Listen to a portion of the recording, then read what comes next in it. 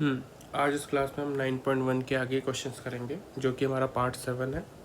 इसमें हम question number 15 and 16 cover करेंगे।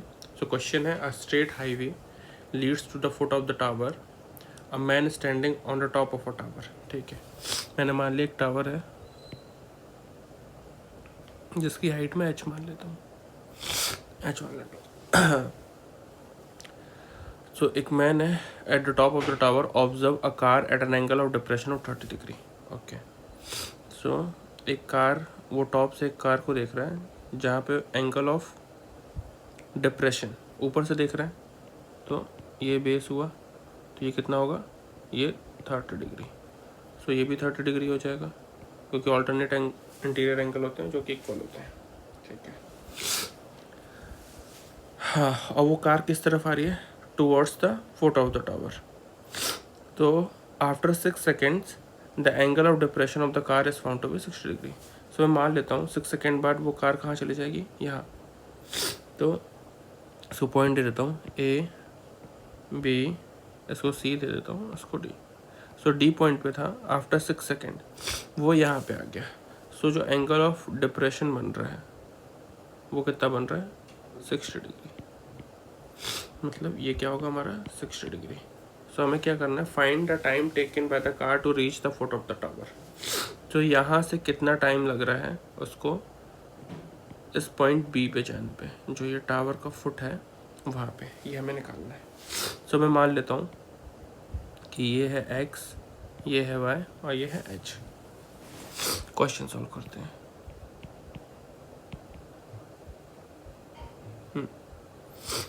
Late A B be the height of the tower. A B मैंने tower की height मान लिया, और मुझे क्या दिया हुआ है, और सी डी मैंने मान लिया x है, एंड बी सी मैंने y मान लिया। ठीक है, सो मान लो जब कार कहाँ थी, इस पॉइंट डी पे थी, तो मैं ये ट्रायंगल लेता हूँ, in triangle A B D. So क्या फॉर्मूला लगाऊंगा, ये एंगल है तो ये क्या होगा, परपेंडिकुलर, ये क्या होगा, बेस होगा। तो 10 का फॉर्मूला लगाता हूँ, 10 30 degree, 10 30 degree is equal to A B upon B C. लिख सकता हूँ 10 30 क्या होता है, 1/√3। ए बी एच है, बी सी क्या है, C D plus B C. So इसको मैं एक्स प्लस वाई ले सकता हूँ। तो यहाँ से मैं कर सकता हूँ x plus y is equal to √3h।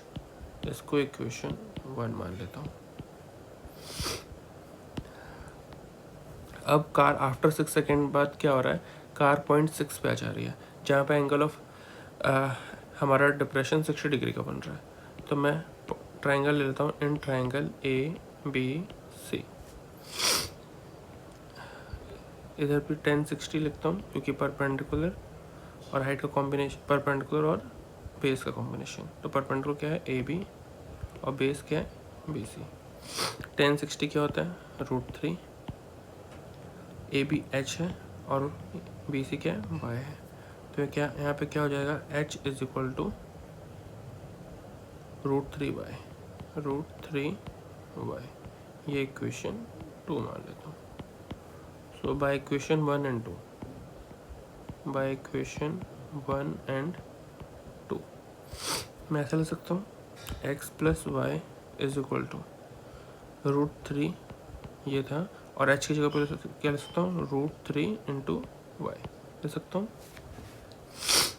तो इसको सॉल्व करूँगा तो x plus y is equal to √3 into √3 क्या हो जाएगा, 3 हो जाएगा, 3y। तो x इज इक्वल टू, ये y उधर जाएगा तो माइनस हो जाएगा, 2y ले सकता हूँ। और क्या ले सकता हूँ, y is equal to, y नीचे चले जाएगा टू x अपॉन 2, ये ले सकता हूँ मैं ऐसा। सो ये जो हमारा x था,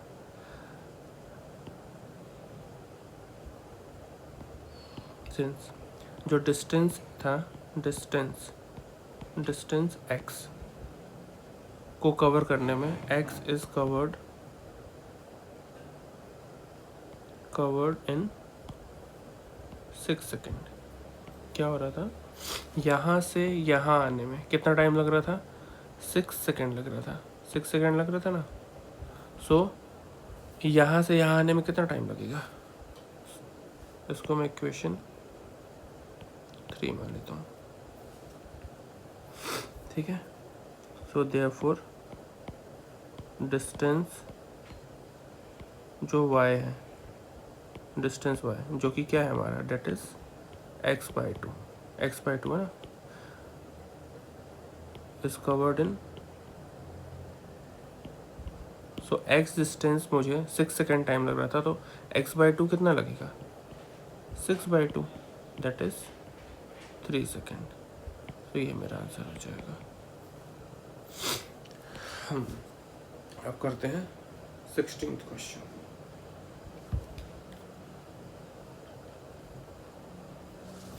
क्या है, द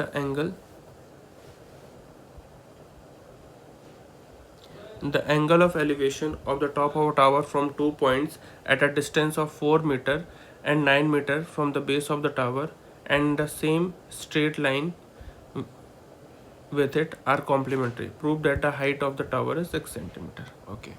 So क्या है, angle of elevation of the top of the tower, एक टावर है जिसकी हाइट में h मान लेता हूँ, AB नाम देता हूँ। तो from top of tower from 2 points at a distance of 4 metre and 9 metre.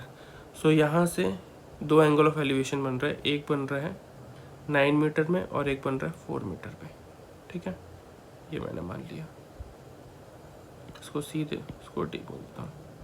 सो ये मान लेता हूँ मैं, ये 4 मीटर है, ये क्या है 4 मीटर है, और ये पूरा क्या है 9 मीटर है, 9 मीटर है।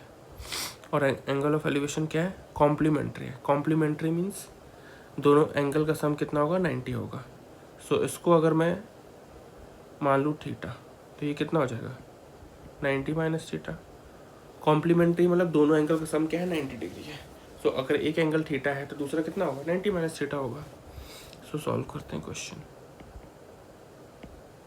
और हमें प्रूफ करना है कि इसका हाइट क्या है, 6 सेंटीमीटर है। सो सबसे पहले let A B the height of tower, जो कि h मान लिया मैंने, ठीक है। अब मैं ट्रायंगल लेता हूँ, in triangle A B C triangle लिया, तो इसमें कितना tan थीटा, tan क्या होता है, परपेंडिकुलर अपॉन बेस। तो परपेंडिकुलर क्या हो जाएगा ए बी, और बेस क्या हो जाएगा बी सी, ए बी और B C.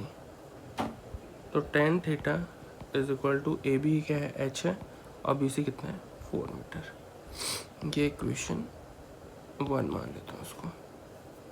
Similarly in triangle A B D tan 90 minus theta is equal to क्या हो जाएगा, tan क्या होता है, इसमें क्या 90 माइनस थीटा बन रहा है, tan परपेंडिकुलर अपॉन बेस मतलब A B upon B D. tan 90 minus क्या होता है, cot थीटा। ये ऑलरेडी हमने फॉर्मूला पढ़ा है जब हमने ट्रिग्नोमेट्री चैप्टर किया था।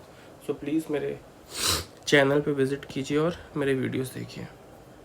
सो ए बी क्या है h और बी डी क्या है 9।